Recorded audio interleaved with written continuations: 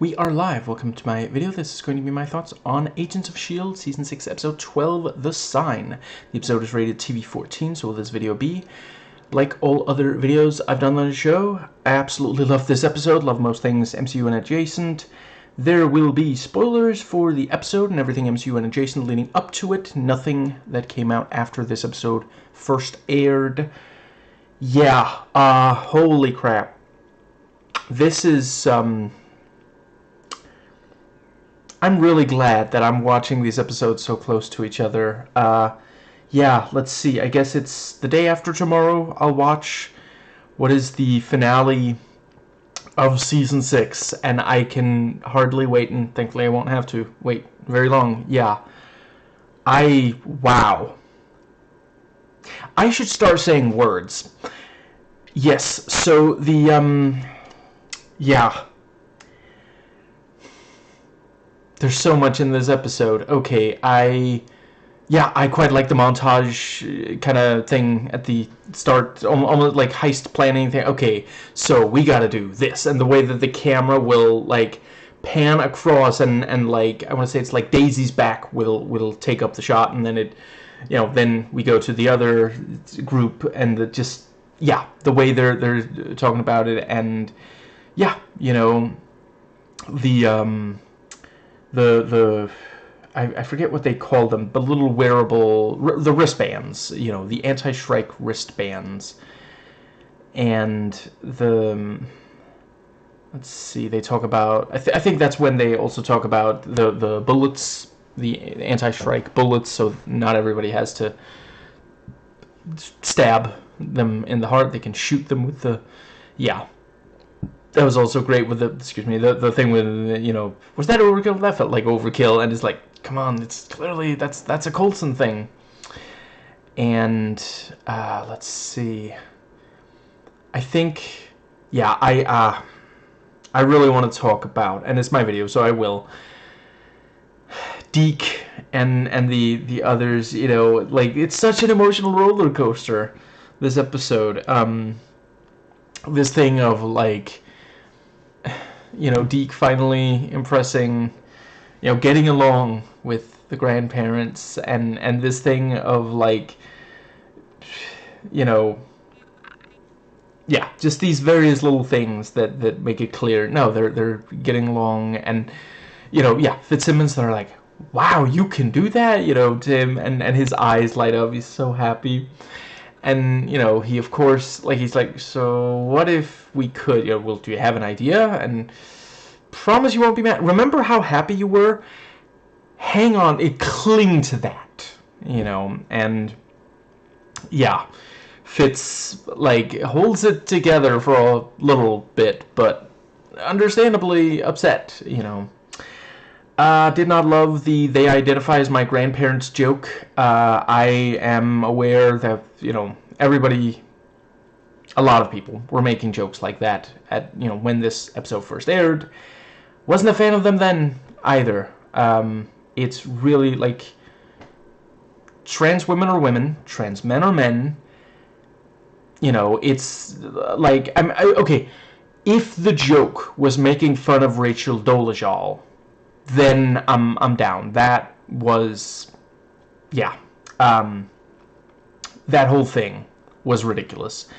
I'm not referring to a person as that, with the term that, but yeah, other than that particular situation, you know, it tends to be like this right-wing BS thing, and yeah, I hope it was Rachel Dolezal. With this show, you know, some stuff is right-wing, some stuff is left-wing, so it's hard to say for sure.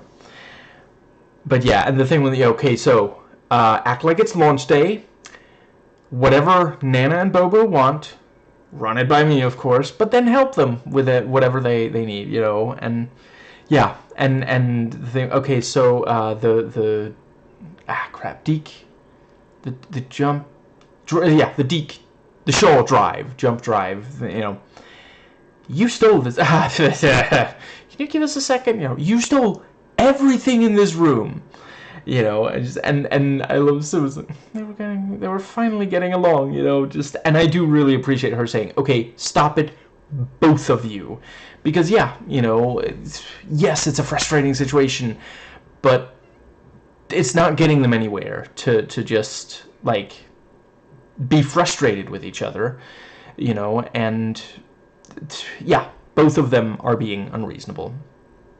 You know, as usual, you know, men arguing and a woman has the emotional intelligence to actually try to de-escalate it.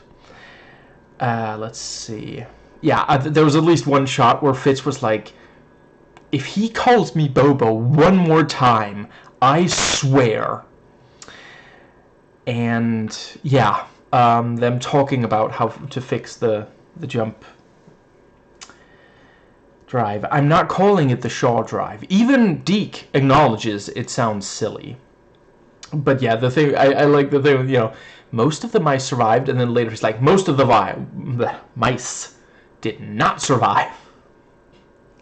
But yeah, and yeah, you know, without us seeing it, they programmed that thing to take whoever uses it into the temple. We don't need to see it. There's no reason why they couldn't do that. Yeah, and let's see, yeah, you know, him, the whole thing leading up to him jumping, you know, I also like, you could have told me that. You jumped! You know, you teleported away from us. How were we supposed to tell you, you know? And if he hadn't, they would have tried to stop him. And it is also, yeah, I mean, how do you stop a teleporting man? But yeah, the whole thing with, you know, you built this place for profit. You said profit funds research, you know, and the, you know, the BS Foundation. No, the DSD, you know, F Foundation. The BS Foundation, you know, just to make sure. No, I heard you. I know what you think it should be called. I'm calling it BS, you know. Which also, yeah, I don't think Deke knows what BS stands for. Because, like, how would he, coming from the other... I mean, he spent some time in our time, but is it enough time to learn enough about our time to know what BS stands for? There's probably a while where people, like, you come across as kind of BS, and he was like, people keep telling me that. Is that a compliment? But yeah, you know, he says, I built this place because no one likes me, you know, and he mentioned, you know, Daisy still doesn't respect me, even though I built this company, and now you're mad at me over this, you know, just, yeah. When I saw that he made a company at the start of this season, I smirked. When I found out he stole Shield Tech, I raised my eyebrow, and now, like, my heart aches for him because they're doing such a good job with his character, and in general so many characters on the show. It is this thing of, like, you end up feeling for them even when you know, maybe didn't think you were gonna. And yeah, you know, he teleports in, gets the and yeah, really helps, you know, solve things with the little wristbands. And then he's unable to teleport out, you know, 20 or 30 minutes, and then, you know, he manages to get into the, crap, I forget which one, but one of the flying things. It's like, you know, you're gonna have to wait for exfil. And I suppose that does cover his character pretty well. Yeah, I like the, what are you doing here thing with both Flint and Deke, you know, at the same time. Let's see, I think, yeah, I quite like the stuff with May and Sarge, you know, well, I didn't exactly like the last thing that happened there, but I mean, I wouldn't be watching shows like this if I didn't want my heart torn out and stomped on every so often, but holy crap, just, yeah. Yeah. But along the way, you know, there were some great moments. And the thing with maybe, there are no maybes. No, I was speaking French. But yeah, this gradual thing of, yeah, And she said she was gonna. I'm not blaming her, but yeah, she said it. We believed her because Melinda May, badass. A lot of the time, she accomplishes what she sets out to do. Not always, obviously, and yeah, she hoped she could, calm him down, keep him focused, and with her gone, I don't know how they're going to be able to stop both of these. And yeah, and that is also, the dark side of this intense longing that love can sometimes bring with it. Some people do end up hurting those they love to overcome the pain. Yeah. Okay. Yeah, some really great stuff with Daisy. Um, the thing with, I'll attract them all, yeah, that is, I mean, tactically it makes sense. Why wouldn't you converge on I gotta stop using that word because it means it has a different context in the MCU.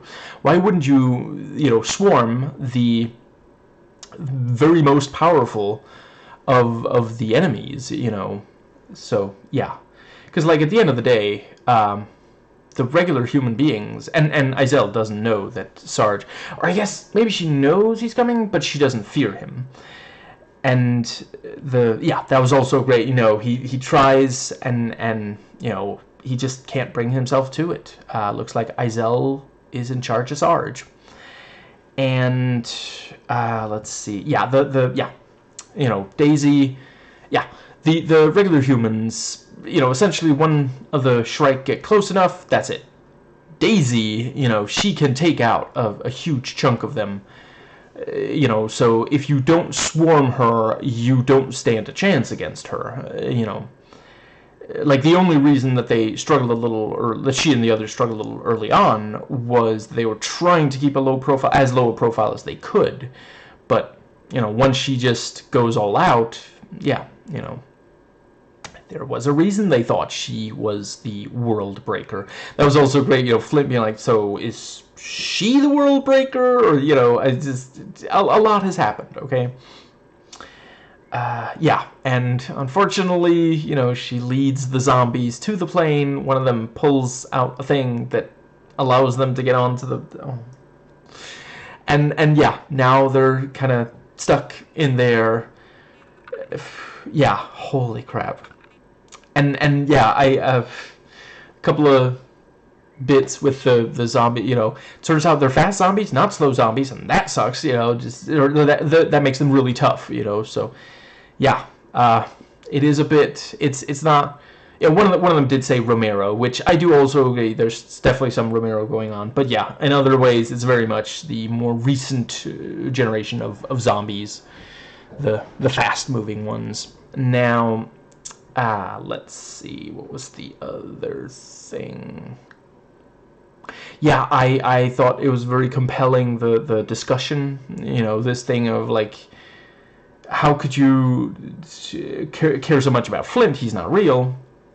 How could you let Sarge go, And yeah, Mac says, basically Sarge is the devil. And yeah, holy crap, it looks like Mac might be right about that, so that's... Yikes-a-rooney. I think that does cover most of the episode. I'll just briefly, so I don't forget, great stinger there at the end with, so I'm trying to not gender, because they are genderless. Enoch, they are sitting there, sorry about the unfortunate, and the other one smiles like, unfortunate indeed.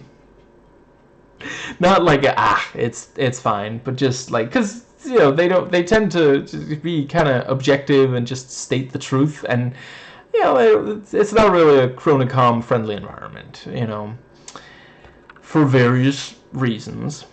And the thing with, the list you gave me, they're no longer anthropologists. They've been reassigned, that can't be true, and he looks through the list. They're hunters. I better keep check. Oh no, the guy next to me, the one next to me is a hunter too. You know, that was a great, which like is one of those things of like, that's just for dramatic effect. Like, you could have just attacked Enoch. Like, Enoch had nothing to just, yeah. Really looking forward to seeing the results of that scuffle.